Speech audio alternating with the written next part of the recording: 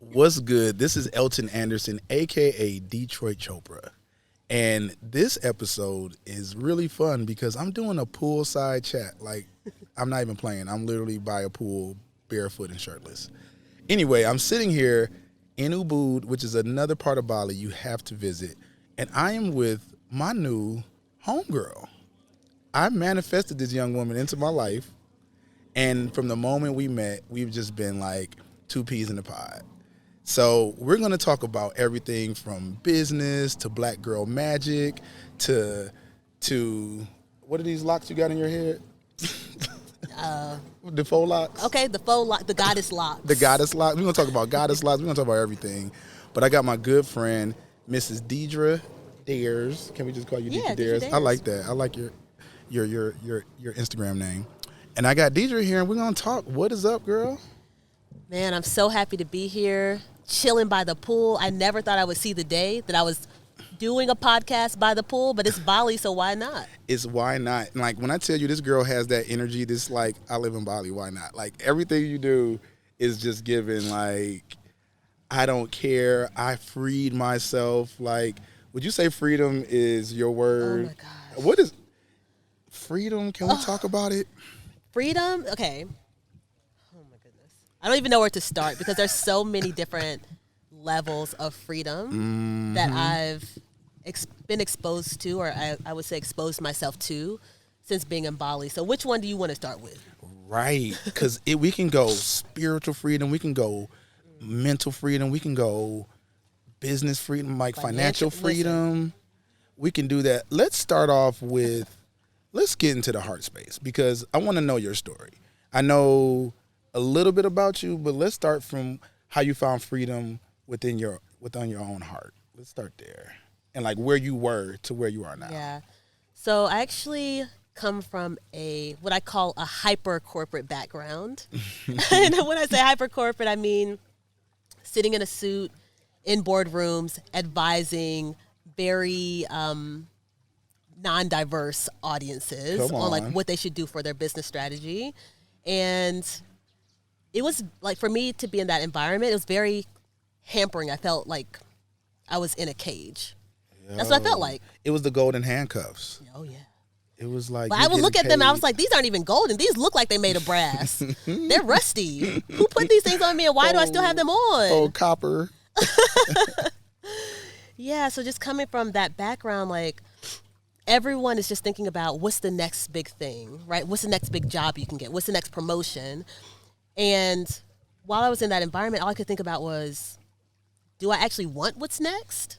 And then if I don't, like, how do I get out of this path? Because you're kind of on like a conveyor belt and it's moving forward. Yeah. And unless you jump off or something else happens, you're just going to end up at the end of the line. Keep going down the same line. And we talk, me and my other buddy O'Neal, he was on another episode. We talk about jumping timelines. Like, that's literally what happened. There's a timeline where you're still working there. Oh, good God. Where you're still wearing your suits. And then you had a paradigm shift, a mindset shift to get over here. And it was a little bit harder, too, because you come from a Nigerian background, too. So when you have anybody listening who has Nigerian, West African parents, actually Caribbean American parents, any kind of foreign black parent, it is like, go to books, like, you know what I'm saying? Like, you don't mess around with that. How did you even get past that mindset, too? Because that can be tough. So here's the interesting thing.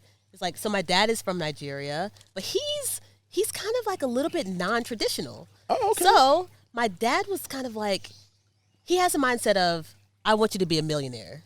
But he already had liberated himself to not necessarily see having a job as being the way to get there, because he worked that corporate path. He worked at Merrill Lynch, and you know, he worked there until they used him up, and then they're like, okay, thank you for your service. So he was open to you doing whatever you wanted, just get to $1 million. Yeah, okay. But then my mom, on the other hand, she was very much like, why? And this is a quotable. I love you, Mom, but I'm going to say this because people need to know. But she said, why can't you just be unhappy like everyone else? No. Yeah. I was like, well, I'm miserable in this job and blah, blah, blah. And she's like, yeah, that's most people. Why can't you just do it like everyone else? Wow. And we love you, Mom. Like, that's no shade because, my mother, she always used to instill fear in me when I traveled. She would be like, oh, don't go there because it's da-da-da-da and it's da-da-da. I'm like, Mom, have you ever been to Turkey? Why you telling me why Turkey's so bad? Or have you ever been to any of these places? And I had to tell her, I was like, Mom, I don't need that energy when I travel. Right. I don't travel with that negative energy. And I just had a real moment with my mother, and she stopped saying that. And so under that same token, I understand why your mom said that. Yeah, and like it did not come from a bad place, but she just literally didn't even have a framework to understand the concept of, okay, so you want to step out on faith and see what happens next that hopefully will lead you to ultimate happiness. Yeah. Like that is, I imagine, for a parent, terrifying. And especially a daughter, because you're like, I can't, seeing a girl just go out into the world, that's terrifying too. So I understand where mama's coming from. Sit down and do what everybody else is doing. Go set yourself down. Damn. But now today, she literally says to me, she's like, I get it. She's like, I see how you live now, and I can literally see how genuinely happy you are, and I get it, and I'm glad that you did it. Yes. And your mom, she's from South Carolina? Yeah. Yeah, so you were raised in South Carolina, and then you went to FAMU. Hey. Yay. So we got to give a little Rattler shout out because me and Dierdre, we both went to FAMU, the highest of 7 hills. Like, we were both up there. Different times, though. I'm a little bit older than this young lady. And what do you think FAMU plays? What role does FAMU play into your life? Okay, so it's hard for me to even talk about FAMU without tearing up a little bit. But, like, for me, so I grew up in, of course, Columbus, South Carolina. I was flagged as quote-unquote gifted and talented pretty early on.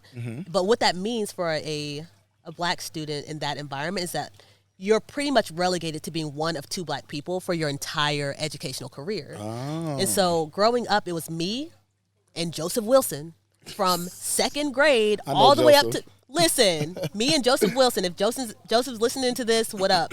But like from 2nd grade all the way to 12th grade, we picked up a couple more when we got to high school because it's like a bigger environment. Yeah. But it was like me, Joe, Jessica, and I think his name was Roderick. And that was it. It was the 4 of us. Damn. And so everyone just knew that, like, okay, you're going to go to, like, a certain university.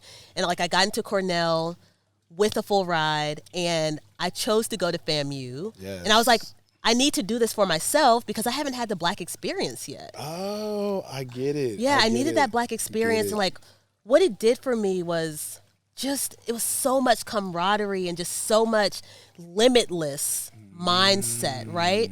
Like when you get that many people of color in a space, everybody's striving and trying to get to the next step and supporting each other, it instills something in you. And even like my mom always says, she's like, I don't know what they're doing at that FAMU, but y'all are something else, because I think my classmates are also doing amazing things as well.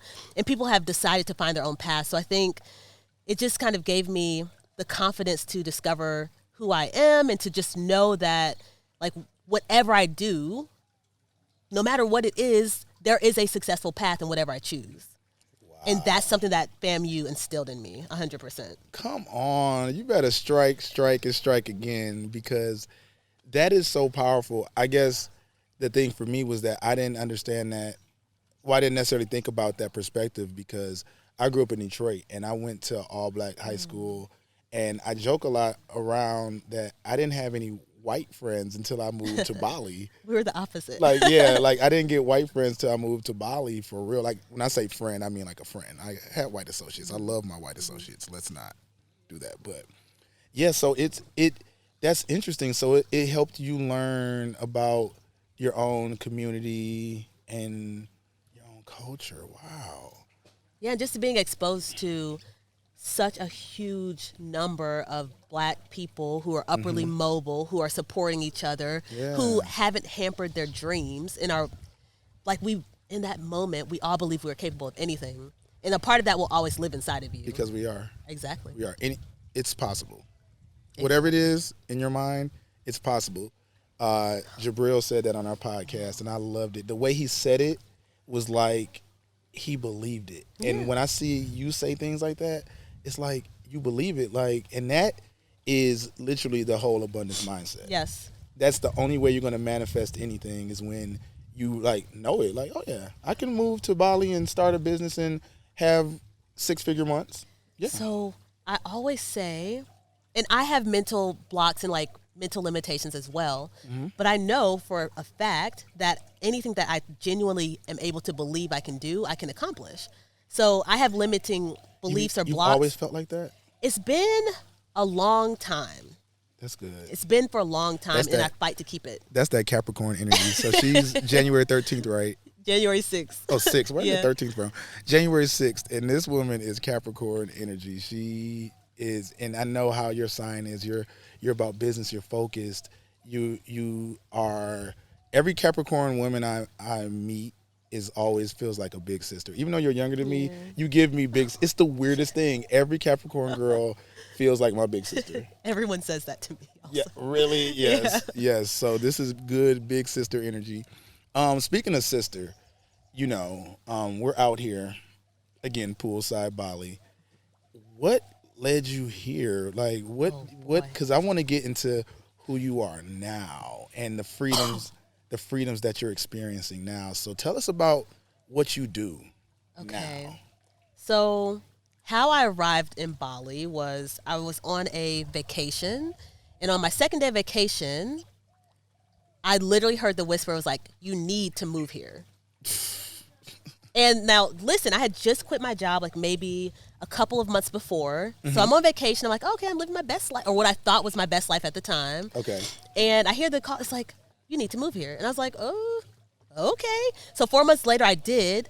I had already quit my job. I didn't have any employment. And I was just like, okay, I'm going to live off of my savings for a bit, right? Okay. And so I didn't really work for like 7 months. And I had the time of my life. And so I was just like kind of allowing myself to explore, reconnect with myself, and discover who I actually was. Because when you're in a corporate environment, or when you're on that, what do we call it? Like the conveyor belt of life, of Western life, you're just kind of moving along. You don't really do the check-in. You don't really know who you are, what you want. You're just kind of following the blueprint. And so I spent all of my days just waking up and seeing like, okay, what would charge me up today? What would interest me today? Oh, wow, I forgot that I love nature. I used to love nature as a kid. So I would just like chase waterfalls, and I was doing all these things.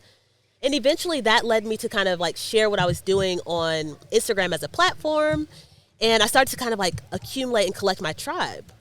And so after a while, like I had a friend of a friend reach out, and they were like, hey, I'm having a wedding in Bali. Do you think you could organize 2 days of tours for my friends and my family who are coming to my wedding? And I was like, I've never done it, but sure, I think I could.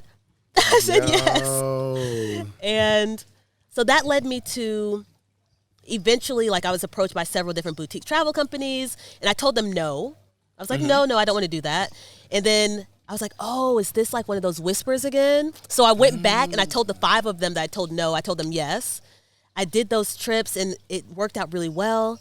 And then I heard the whisper of, oh, you need to do this big. You need to do this big, and you need to do it for the Black folks. And so that's how Black Travel Fest was born. But I said no to that multiple times until it was like I was just being beaten over the head, like, you need to do this. And so I did it. I launched my first group trip with my company, 120 people. It was phenomenal. Wow. That's a lot of people, That's a lot of madam. people. 120 people. Well, I was thinking I wanted it to be like FAMU homecoming. Yo. And I think we did it. Yeah. We did it. 120 people. It's just the thought of that is daunting. I want to go back for a second because you said 2 things that I love. The first thing is the whispers. Like, I love the idea of the whispers because, here we go deep. We don't just play with this little, basic business knowledge. You're going to get that. But I want to talk about those whispers because those are what I like to call, like, the universe leaving breadcrumbs for you. Yes. Or the call, because your calling is calling you, y'all. I want y'all to hear this. Like, your calling is calling you, but you have to first take the inspired action. And the inspired action you took was leaving everything behind and moving here for 7 months, you said? Yeah. That was the inspired action. What would you tell yourself at that time before you bought that ticket? Like, what were you feeling? Because I know it's somebody listening right now that is like tired of their life and they don't fit into their life. What made you click and say, okay, I'm done? Okay. So for me, like everyone always says, oh, Dierdre, you're so brave. But for me, I realized like when I was more afraid of waking up 20 years from that point and being on the same path and realizing that like I had all these dreams unrealized than I was of getting on the plane and trying to start something new. So like I think when you hit the tipping point of like your fear is not of letting go of what you have, but rather losing what you dreamt of, that it will make it so easy. Yes. I was like, if I don't get on this plane, if I don't do this, I may wake up in this exact same situation, or maybe I'm the CEO of some Fortune 500 company, and that's not what I want for myself. And you'll be so empty. I'll be so empty. You'll be on the top of the Forbes list and looking at that picture like, yeah, I'm on Forbes. Yay. Okay. Exactly. Whoop-de-doo. And wow, yeah, I love that. So you said I want you to say that again. So your fear of, go ahead, say that again. That's a sound bite. So the moment when your fear of waking up X number of years in the future and being in the same place where you're unhappy, when that outweighs the fear of finding the new thing and pursuing the new thing, that's the tipping point. Okay. I was more afraid that I was going to wake up the CEO of that Fortune 500 company. Like, that terrified me. I'm like, I know that's not going to make me happy. Wow. So I better go try to do something different and see if I can find that happy path. Wow. I get it. I see it. So you saw yourself, because you know you had the right drive, the talent, the brains to be the CEO if you wanted to be. You would be all up on them CEO lists. Yeah.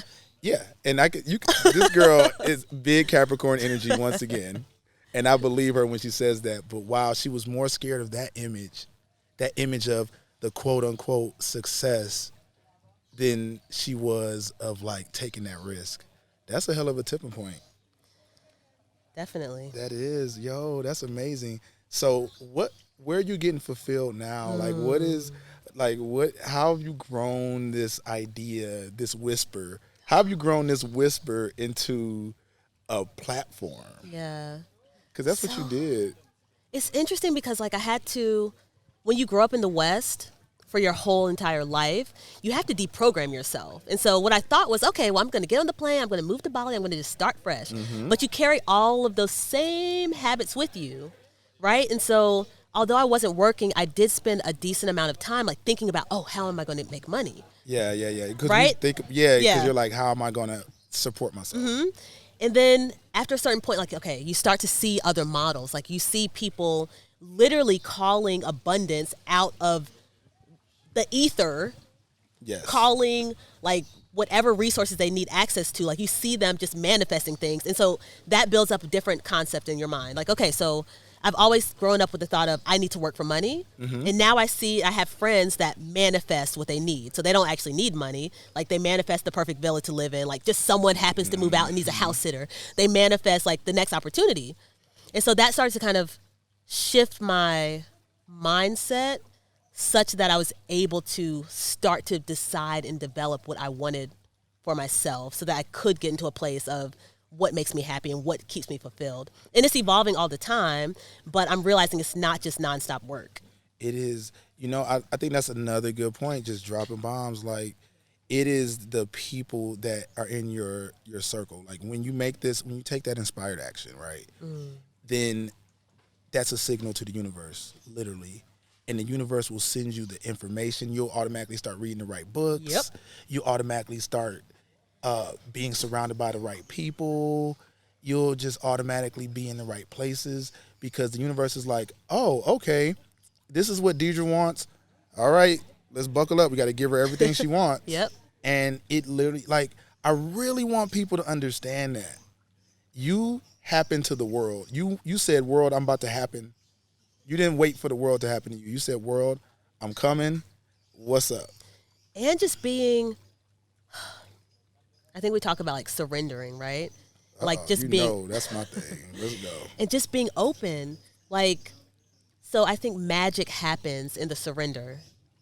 Magic happens in the surrender. So if I stayed on the path of, okay, I'm going to do X, Y, and Z, and that's going to lead to X, Y, Z outcome, then like maybe you'll get there, but it might be a lesser version than if I actually like submitted myself to whatever is going to happen. Like, okay, yeah, I want to get to X, and I'm leaving flexibility for the magic to happen of how I get there and for it to manifest in ways that I couldn't have even imagined, because our imaginations are in some ways a little bit limited, right? Yeah, big time.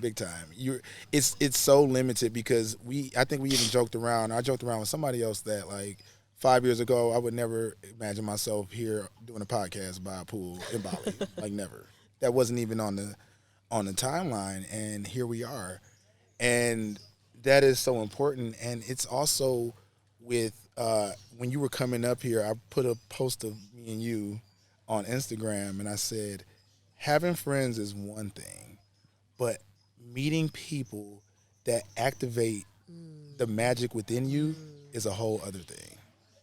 And you are an activator. You activate the magic in people. So then, therefore, you attract the people that need to be, the people that are magical. Like it literally is. That literally is the definition of black girl magic. And I want to give you that flower. Thank but you. I think that is important that you just see the people around you changing. How has it been for friendships with you? Like, have you lost any? Have you gotten some amazing ones? Like, what has this last 4 years in Bali done for your friendships? Yeah, so I admittedly, like, because of my work habits and probably my Capricorn lifestyle, I've always had a little bit of a challenge, like, keeping up with people. But I do think that kind of, like, moving abroad forces you to be more intentional about it. So, like, with my family, like, I communicate with them way more, also because I own my time.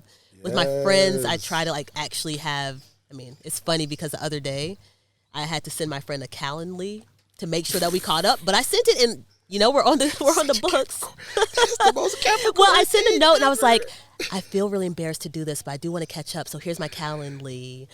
Please, please hit me up. This is the most Capricorn I thing know, I've ever I know. heard in my life. Because Yo Jen in our group, she's a Capricorn, and she sent me an email invite to hang out. And I said, I can't get out y'all. of here. So go ahead. So you schedule your friendships. Yeah, so I schedule time to connect with the people who are important. But then what I never imagined is that I would build relationships while living abroad that would be close to family. Like, the friends I have here are family. Like, I know if I'm in the hospital, they're going to show up there. They're going to send whatever. They're going to have a GoFundMe. They're going to get it done. Talk about that. Because living here, the deepness of these friendships that you meet with people out here in this country that you never met. And like I said, I joked before, this brought me my first white friends, my first Korean friend, my first Ukrainian friend, my first Australian friend. And those friendships are so deep. Yeah, I think there's something about, like, when you put yourself in the international arena, everyone is in the same place. Like, we may be coming from different places, but now we're on the same playing field now. It attracts the same energy. Right. It attracts the same energy. All skin folk ain't your not kinfolk. Yeah. And I think the other thing is, like, you're kind of in this shared journey. It's kind of like, okay, if you watch like any of those quest style movies, right? And everyone's on a similar mission, and you're kind of going along, you're picking up these different people who are on a similar mission, and like by the end of that quest, they're bonded for life. Like, moving abroad is like that. Everyone's on a quest to, like, either It's giving Lord of the Rings. Yeah. Everyone go watch Lord of the Rings. I ain't never watched it. But yeah, it helps you to just, you're unified around a common goal, which is discovering who your highest self and who you're supposed to be. Like, no one moves abroad and is like, oh, I want to be the exact same person that I was when I left. Or I want to do the exact same thing that I was doing before I left, or else you would have stayed there. Wow. No, I am getting really inspired. I hope this is inspiring y'all, because I'm sitting here, I didn't leave the country with any intentions. I kind of just was like, let me That just you were leave. aware of. Right, exactly. I had whispers. My whisper said, give everything away. My whisper said, I wasn't even thinking about landing in Bali. It wasn't like, oh, I'm going to go to Bali. Like I moved to Brazil. I lived in India, Namibia, and getting here to Bali, it just kind of, Bali. To be fair, Bali will either accept you or it will kick you out. It'll spit you out like a hot piece of garbage. And people don't understand that when we say that, but Bali will literally, it will either accept you or it will literally spit you out. Wild. If you're not ready, and I've seen it. We've So many all seen it. so You're many like, why are you times. struggling so much? If you're not ready, you won't You stay. will not make it here in won't make Bali. it. It is the weirdest thing. And you would think, oh, it's just a cool little. Yeah, it's not. So you have to be in tune. And so that's why I always say that find your place too. Because it could be Mexico, it could be Portugal, it could be anywhere in the world. It could be Ghana, it could be anywhere. Just find your place. I don't want people to get romanticized with just, I'm going to move to Bali and I'm going to start my own online business and everything's going to be perfect. Right. I'm going to sip coconuts. That can happen. There is a coconut right over here. It can happen. But Yeah. you got to make sure that's your place. But I think the first and most important thing you need to do is to take that inspired action, trigger the universe, and be like, somebody's waking up. We talked about 2020, and it seems like, even though you've been here in Bali, it seems like 2020 was really your spiritual growth. Like, that was, hit me with that. Let me know. Okay. Let's talk about this spiritual freedom. Okay, so as a Capricorn and someone who likes to move and shake and I like to progress and all these things, like I was pretty much just like running around the world for my business. Like, and when I wasn't doing that, I was based in Bali. But 2020 forced us all, but especially forced me to stay still. I've been in Indonesia for 15 consecutive months. Ooh. I've not spent that much time in a place since I was 18. Yo. And as a Capricorn, as an earth sign, I really enjoy being grounded. And so I think that being forced to stay still allowed me to ground myself in ways that I wasn't allowing myself to do previously. Yeah. And so I was able to just go inward, also as an introvert, like spending that time just looking inside and just kind of assessing, like, am I on the path of where I want to be? I had so many epiphanies and illuminations that happened during 2020, and it's just because I wasn't moving around.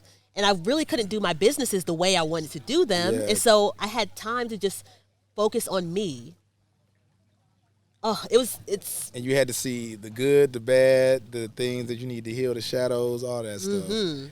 Yeah, I definitely can relate. And it just makes you, I guess in a sense, heal the things that were latent. Because a lot of times we try to succeed our way out of pain, out of trauma. Like, you may have something hidden and you try to just cover it up with success, with another title or another financial goal or whatever. And, sometimes it just ain't hitting like that. Yeah. So let's talk about finances now. So how many businesses you got? You always pick on me about me and my many businesses, but I would say I have an education company. Yes. I have 2 courses under that. Okay. I will have a 3rd soon, probably by the end of this year. And then, And what are these courses? okay, so I have a course that teaches people how to move abroad. So like the step-by-step, Okay, what is it called? the Move Abroad Master Course. Okay, 1. I have a group trip and retreat planning course. Called what? The complete group trip and retreat planning course. Okay, that's 2. 2, the next thing I'll get into is more so like the business, helping people like figure out what their zone of genius is for business and to launch those businesses, because that's something I'm really passionate about. But I also have Black Travel Fest. Yes. Now, what is that? Freaknik, Coachella, I mean, Homecoming? you can call it what you want, but What is it giving? It's kind of like, I guess the best way to describe Black Travel Fest would be if you took, what was the one conference that we used to go to back in our SBI days? Which one? The big one, like the big one that was like, it was a national Black MBA or one of these conferences. If you took that and you married it with like FAMU Homecoming, so you have super well acclaimed, really successful professionals, and then we're just allowing them to cut loose at night and to really explore the cultures that we're visiting. And so that's pretty much like how Black Travel Fest works. Oh, okay, like a lit ass mastermind or something Yeah. like that. Yeah. I Like we love have that. trauma surgeons and VPs, but like you would not know that we're not in college when we're traveling. I love We're that. having that level of fun. I love that. I love black people. I had said in the podcast the other day. I said, I bet you there is a judge that can twerk better than any of these girls in these videos, like a black woman judge. Yeah. But she just like, I'm not gonna give y'all that, but I could fuck y'all up if I wanted to. But don't find me with my line sisters. Right, because we will throw it back. Exactly. But no, I love that. So then what? So you're here in Bali now. You've been here. I mean, I know you've been here 15 months. But Straight. what is the best part of this life to you? What is the best part of life in Bali to you? I think the best part of life in Bali is similar to the best part of life anywhere that you move abroad, because you've removed yourself from the Western expectations. Mm-hmm. And to me, it's the right to choose. Like we literally choose how we want to build our day. We choose who we want our friends to be. We choose what we do or eat on a daily basis. Like if I want to eat organic every single day, all day, it's my choice. It's not a matter of like the finances don't come into play because it's easily accessible and it's affordable. So like it's just you choose how you want your relationships to look. You choose how you want to make money and how you want to structure your financial situation. Whereas I feel like in the West, you're not really choosing, you're allowing people or outside sources to choose for you, and you're choosing from a set that's presented to you. Yeah. Here we're really choosing and building it. It's like a few options. Like you got to go to college. Like there was no world where I didn't go to college. Agreed. You know what I'm saying? And then there was no world where I didn't get a job after college. Agreed. And I do get what you're saying. And you said something earlier that was a bar too. You said I own my time. Oh. Do you understand how powerful that is? When you own your time, that is the goal. Mm-hmm. That is literally the goal, to be able to say that sentence. Yeah. And when I first moved here, even though I had given myself 10 years of working in a creative field, so I was a photographer. Yeah. But I was still trading time for money. Yes. I was still, even if I didn't do a photo shoot, I wasn't getting paid. And granted, I was making a cute coin from the photo shoots, but I still felt like unfulfilled, because I'm like, Puff Daddy got enough pictures of himself. Kelly Rowland got enough pictures of herself. Amazon got enough pictures for their company. And I'm like, these pictures are starting to lose. They're becoming transactional. Yep. When my passion started becoming transactional, I was like, ugh, I don't even connect with these images anymore. And so that's what spurred me. But getting here, it was the unlearning. Even coming from the creative background, it was the unlearning, like waking up like, wait, I can do whatever I want to do today. I cleared my schedule to be with you today. I was like, I choose to hang out with Elton today. Thank you. Yeah, it was, but it's. I want people to really understand that, because even when people go on vacations, you don't really open that part of your mind up, because you know you got to go back. But when you sell everything, give away your house, give away your shoes, cars, everything, you don't have anything to go back to. Right. So now the only thing you have to have faith in, the only thing you have to believe in is yourself. And that belief gets stronger and stronger the more that you surrender.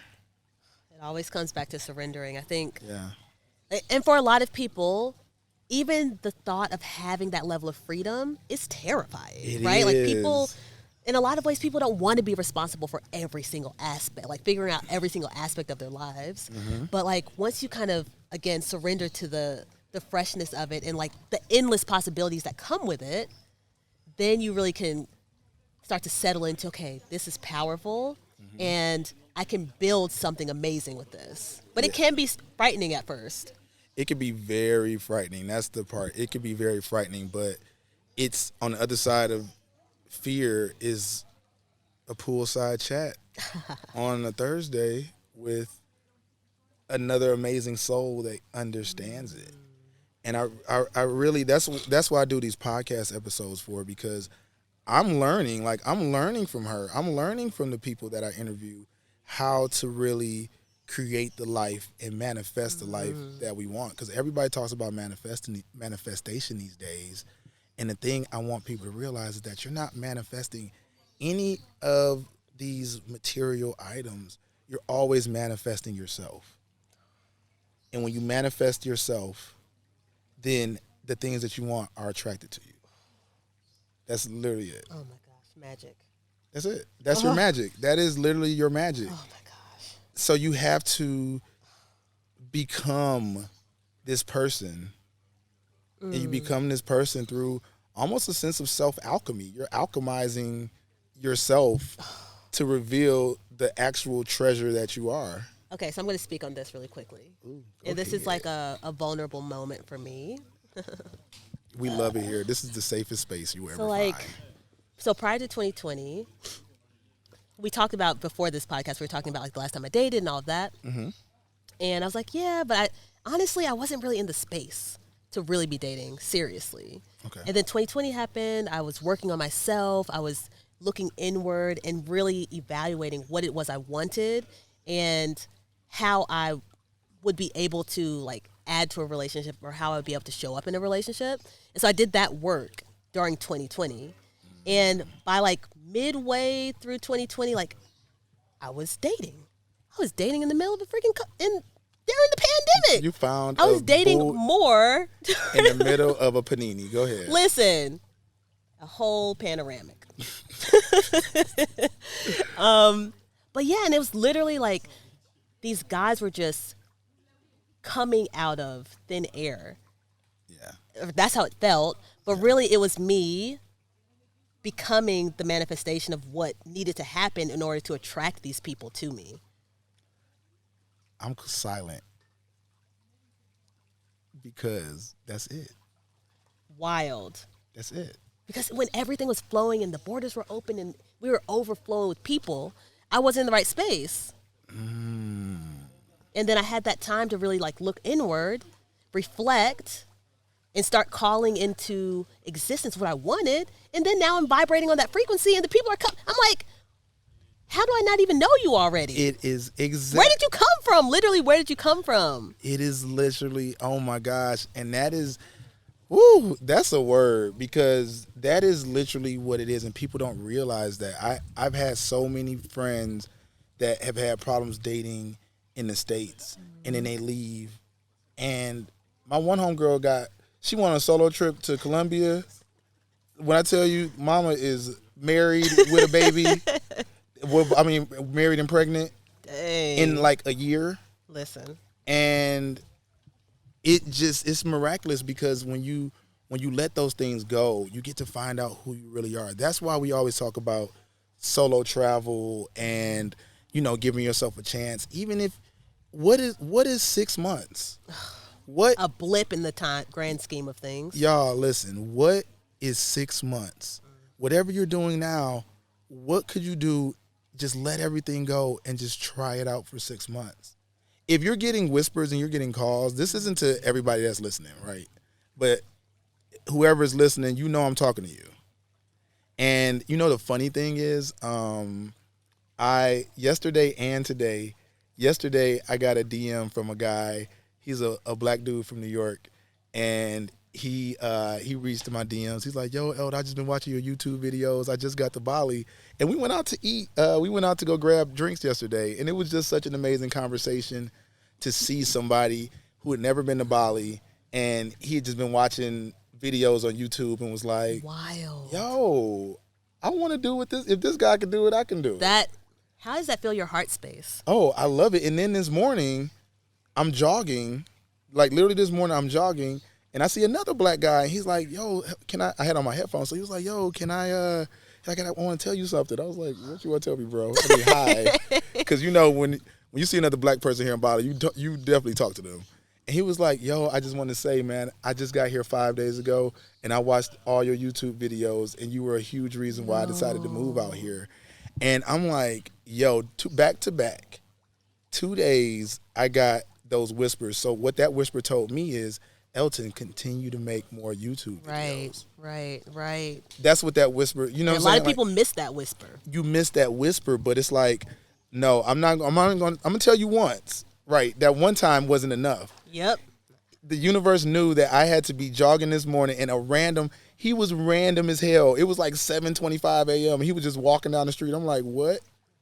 And so, yeah, I really want people to listen to these whispers, because as your awareness and your consciousness grows, that is my purpose of this podcast. Honestly, I want to help people grow their consciousness, because the more your awareness and your consciousness grows, the higher your vibration gets, and the more you will start getting and attracting the people, environments, and information that you need to get to the next step of manifesting yourself. It is literally, that is the law. Like, that's not even made up, y'all. That is literally it. So I want to like drop an affirmation that I use for myself, and it is, I attract the right people, resources, and opportunities at the right time.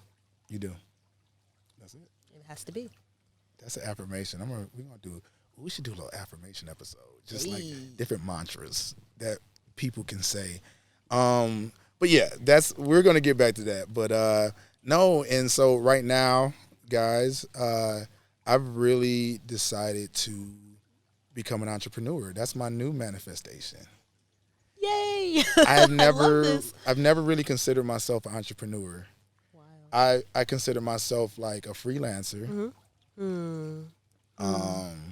That was cool.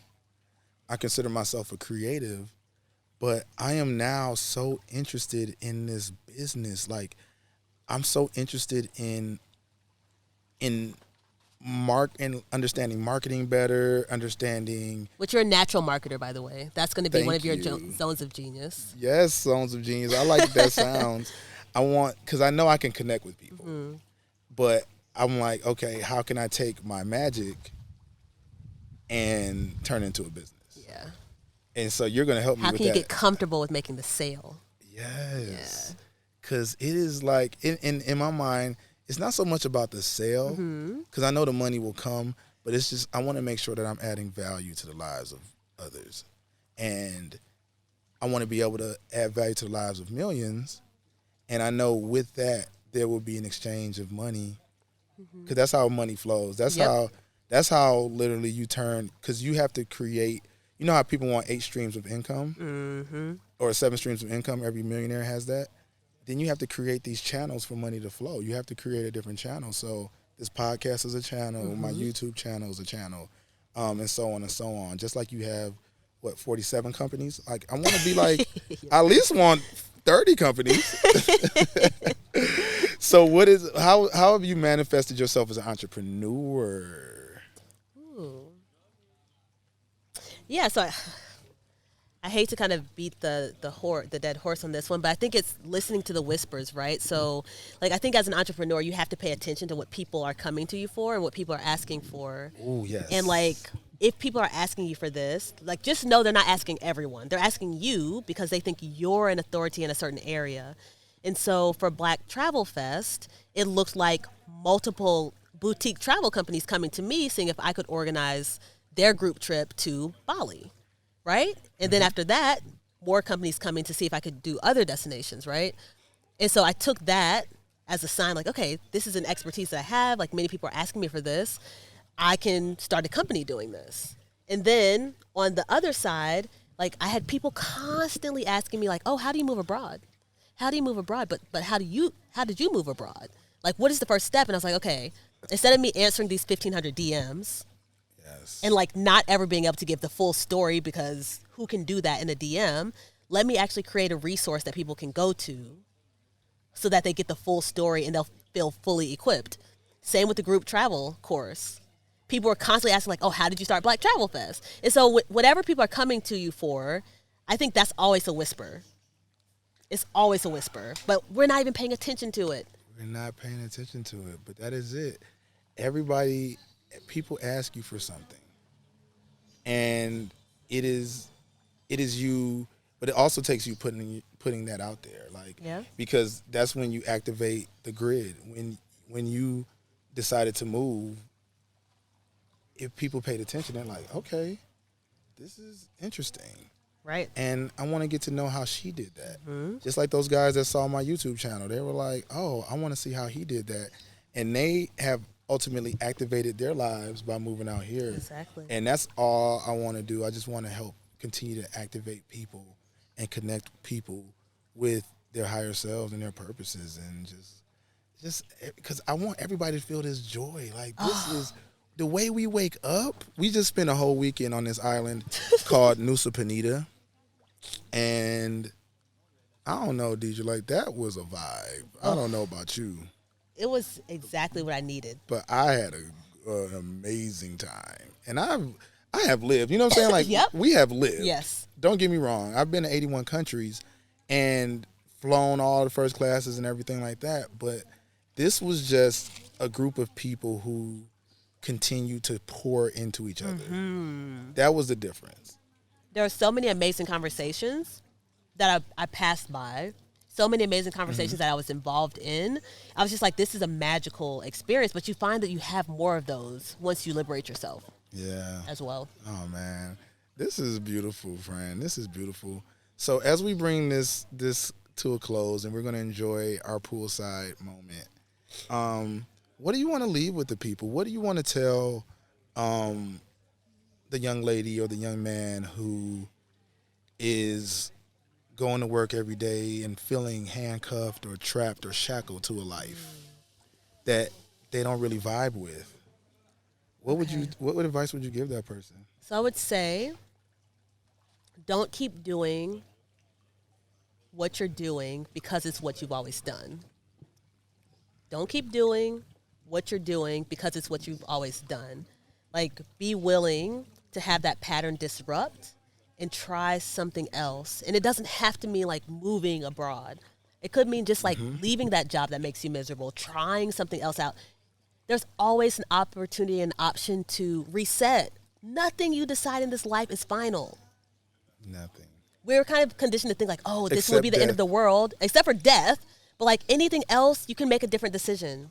You always have the right to choose. So don't keep doing what you've been doing because it's what you've always done. And that, my dear, is what you call a bar.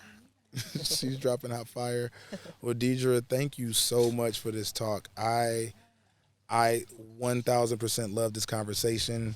It's been so long in the making. Yay. And I feel like we've seen each other more in this last 2 weeks than the last year since we've both been on this island. Where can people find you? So on Instagram, I'm at Dierdre Dares. That's DeirdreDares. And yeah, that's the best place to find me. And after that, you can find all the links and all the things. I love that name, by the way. That's an old auntie name, Dierdre. That's an auntie Come name. on over here, Aunt Dierdre. Aunt Dee. All right. Thank you guys so much for listening, and I'll catch you guys on the next episode. Be blessed.